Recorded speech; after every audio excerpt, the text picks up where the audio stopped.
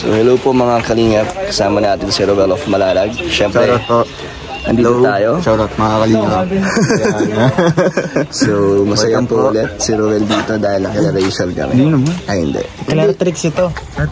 Pinsan ni Roel. So pinsan mo pala dito. Pinsan ni Roel. So dito po kami para tignan po ang kalagayan nila Trixie, ang pinsan po ni Rachel. And nandito rin yung love team natin, si Roel of Malalag. Grabe, thank you po sa mga sumusuporta. Bro, ang dami ng supporters ng ano nyo, ng love team nyo.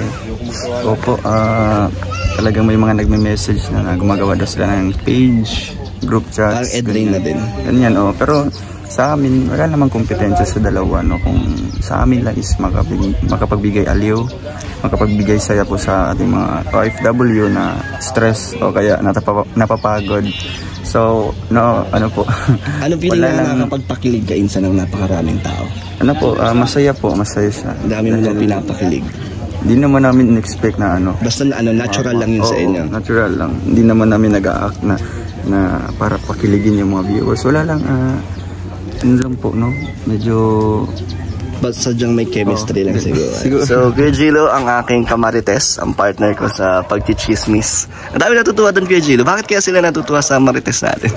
Alam mo, nakapagpatanggal kasi ng stress yan, lalo na sa mga OFW. Good vibes kasi. Good vibes. Kaya, salamat din sa kanila kasi kaya natin ginagawa ulit yun kasi natutuwa sila. Yun. Ang intention lang naman natin is magpasaya. Para sa mga OFW yan. Tama. Para iwas stress, iwas homesick, lungkot sa mga pamilya nila. Ito kaya Gina, may tanong ako. So nandito tayo kay Trixie ngayon. Di ba ikaw yung nag-interview na gusto mo siyang tulungan? Ano naman ang plano mo ngayon para kay Trixie at sa pamilya niya? Hanggat kaya po natin na tutulungan, hanggat abot kaya natin at tutulungan po natin. Kaya po nandito tayo ngayon para tignan yung situation. Kailangan kung interviewin yung mga magulang niya sana sa papa niya. Para sa ganun, malaman po natin yung mga buhay-buhay nila. No? Para sa ganun, baka sakali meron naman na gusto mag-sponsor about sa matulungan sila. Ito kalagayan nila. Malit lang po yung bahay nila. At napakainit sa loob. Ang init, grabe. Kulob na kulob. Pagpasok mo pa lang dyan sa loob, bro, talagang pawis na pawis ka na. Kaya mainit, mababa kasi.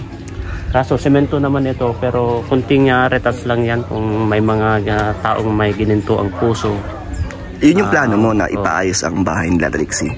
Wala pa naman tayo kakayahan na ipaayos yan. Kaso lang, halimbawa lang na kapag may mga gininto ang puso po na gustong tumulong, yun yung magandang tulong na ibigay.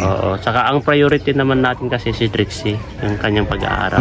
Ano ba, bigyan natin ng mga allowance. So ang pagtulong na gagawin mo, ibigyan siya ng allowance. At tapos konsumo niya sa dito, ang mga pabigas-bigas, mga ganyan. Tulad nung yung last interview natin na binigyan natin ng cash. Diba binigyan natin ng 1.5 pambili niya ng bigas na isang kalahating kaban saka yung 500 okay. So yung allowance niya. So yung tulong na gusto mong ibigay ay bigyan siya ng financial support. Financial support sa allowance niya ba? Okay. Saka siyempre naawa naman tayo sa kanyang kalagayan dahil pinikwento niya na wala silang makain, wala silang bigas. Kaya binigyan po natin siya ng pambili ng bigas. So malaking tulong yun? At least kahit papaano malaking tulong po sa kanila kasi sabi niya kasi na 2 months na wala pang sahod yung mama niya kasi nagbabasura, nag-segregate ng basura. Tama. 2 months na walang sahod, tapos yung papa niya hindi naman daw dire-diretso yung pamamasada niya, saka yung papa niya is walang siya, nagbaboundary sa tricycle, hindi sila sariling tricycle yung pinapasada niya. Nagulat ka ba sa kalagayan ni Trixie di ba nakikita mo siya masiyahin, magandang bata, hindi mo makikita na may ganitong pinagdadaanan pala, no? Nagulat ka ba? Yun nga, nagulat talaga ako kasi sabi ko parang walang problema kasi nung second na interview ko sa kanya, parang walang problema naman itong bata na to, sabi ko. Yun pala, lumabas yung mga problema niya na ganito. Yun pala, tapos din talaga sila ng pagkain. Tapos yung financial support para sa kanyang pag-aaral. Deserve din tulungan. Deserve talaga. Kasi kita ko naman talaga masipag siya. Saka matalino si Trixie, bro. Matalino siya. 89 ang grade niya eh. Ay, oo nga. Isa na lang para magkaroon siya ng honor. Sabi ko sa kanya, sipagan mo pa, baka itong second grading at magkaroon ka na ng honor sa exam mo ito sa second grading eh, kasi mag-exam na raw sila, malapit na. Kaya sabi ko, tuloy mo yung pag-aaral mo kasi walang imposible kay Lord sa mga pangarap. Hindi naman masama ang mangarap, basta tuloy lang at sipagan lang natin ang pag-aaral kasi mahirap po ang buhay kung wala kang pinag-aralan, kasi yan po ang pamana ng mga magulang na kailanman hindi po mananakaw ng kahit sino man. So kay Jilo, handa kang ibigay yung abot ng mga kaya na suportahan na si Trixie. Kaya nga sabi ko, hanggat kaya kong suportahan siya, abot sa panensya, kung pa naman, eh tutulungan po natin kasi naawa rin ako kay Trixie. Okay naman kay Trixie yun na magbigay ka ng tulong. Okay naman sa kanya at na-appreciate niya naman yun kasi dahil nga sa kanilang kalagayan minsan wala daw silang makain, sabi ko. Pero nakikita ko kay Trixie talaga parang wala siyang problema, masiyahin. Kaya dyan ka believe sa kanya kasi matatag siya. Yun din ang maganda sa pagiging masiyahin na hindi mo dinidibdib yung mga problema o mga pinagdadaanan mo. Kasi dyan nangyayari yung mga stress, depression. Tapos pasisiraan ka na ng bait dahil sa buhay nyo, kalagayan nyo, dahil wala kayong kakayahan. Hindi kayo makakain ng 3 times a day dahil sa kapos ng financial, mga ganyan ba bro?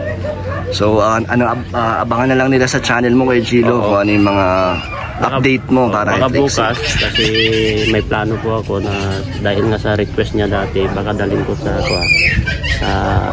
new one, magbili ng gamit niya sa school. Talaga? So gusto niya na i-shopping mo siya? Oo, kasi yun kasi yung mga hiling niya. Sabi ko, hindi ko naman alam kung ano yung mga kailangan niya, kaya sasama ka. Wow, grabe, Kuya Jilo Mags. Tingin ka na lang nang mabili kung ano yung mga kailangan mo. Kaya ayos. Bukas, abangan nyo na lang. Ay, maganda yan. Ano naman ang reaction ng mga viewers nung na-interview mo? Tsaka sabi ng mga viewers, wala akong nabasa na negatibo. May mga pasimpleng kabigwas, pero mas marami talaga naawa sa kanila. Deserve daw niya natulungan kasi mabait, sipag, saka matalino. Tsaka hindi yata siya yung nanghihingi, no? Hindi nanghihingi. Pero sinasabi nila na practical lang daw talaga yung nagsasabi siya ng totoo. Kahit gaano siyang kaganda, sinasabi niya yung totoong buhay nila.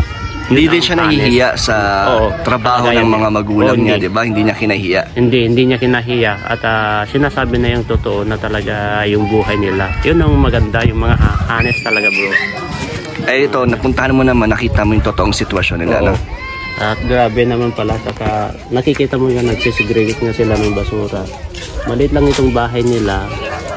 So pagpasok mo, mababa itong bahay nila, mainit bro. Sobrang init. Pagpasok pa lang namin kay Kalinga Prab, bugad mo ng init, lalo-lalo ganitong panahon, tag-init. So ngayon Kuya Jilo, di ba, iba-vlog din ito ni Kalinga Prab para tulungan. Ikaw ay magdadagdag din ng tulong. Oo, kasi dahil ang purpose kasi ni Kalinga Prab dito si Rachel. At siyempre nandito na rin si Kalinga Prab, i-vlog na niya. Para rin makita. Baka sakali na yung mga sponsor po natin na may magininto ang puso, baka tumulong din. Dadaan kay Kalinga Prab. Ngayon, ako na ang baka sakali ako na ang ikaw na ang magbibigay ng mga paabot na tulong. Oo. So, kaya ano ba masasabi mo sa mga sponsors ng Kalingap at sa mga solid viewers nila ng Kalingap? Maraming salamat po sa lahat ng mga sponsor kasi hindi po kayo nagsasawa na tumulong sa mga tao nandito, lalo na sa mga kapos, sa mga buhay, sa mga viewers po natin na hindi nag-i-escape ng ads. Tuloy pa rin kayong manonood sa mga videos ni Kalinga Prab. Siyempre natural si Kalinga Prab, Kuya Bal, kasi sila ang main na natin. Sila ang founder natin kasi sila ang mas malaking natutulungan kasi talagang doon lahat may bubuhos yung pagtulong kina Kalinga Prab, Kuya Bal, kasi sila po ang founder namin. Kami kung ano lang po yung kakulangan, kung abot ng kakayahan natin, yun lang po ang may tutulong natin. Kaya maraming salamat. Sana patuloy lang po ang iyong pagsuporta rin sa amin ng mga maliliit na YouTuber na Kalingap, para sa ganun meron din po kami may tulong sa mga tao na hindi po nakikita nila Kalingap Tama. Rab at sila Kuya Bal. Sa mga personal niyong Oo, tulong. tulong. May sponsor ka ba, Kuya Gilo? Wala po akong Wala pa. sponsor. Parang sarili mo pa. Sarili po ako. Ang nagkaroon lang po ako ng sponsor doon sa pabahay ni Kalingap, ni Tarzan, yung pabahay namin kay Tarzan.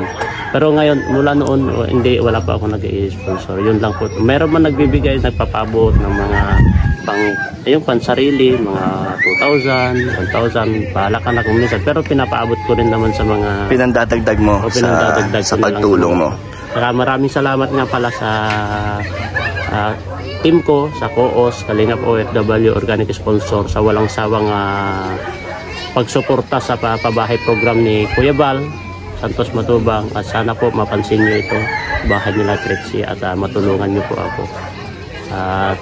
Para sa ganun idulog po natin kay Kalingap Rab, kasi sabi naman ni Kalingap Rab na kung maaari, sana tulungan din po natin si Trixie at sa kanyang magulang po. Okay, Kuya Gilo. So maraming salamat na interview kita tungkol dito. Thank you, bro. Okay, thank you. So mga Kalingap, na-interview ko lang po si Kuya Gilo Mags tungkol po sa kay Trixie, sa plano niya po kung anong tulong ang gusto niya gawin para kay Trixie.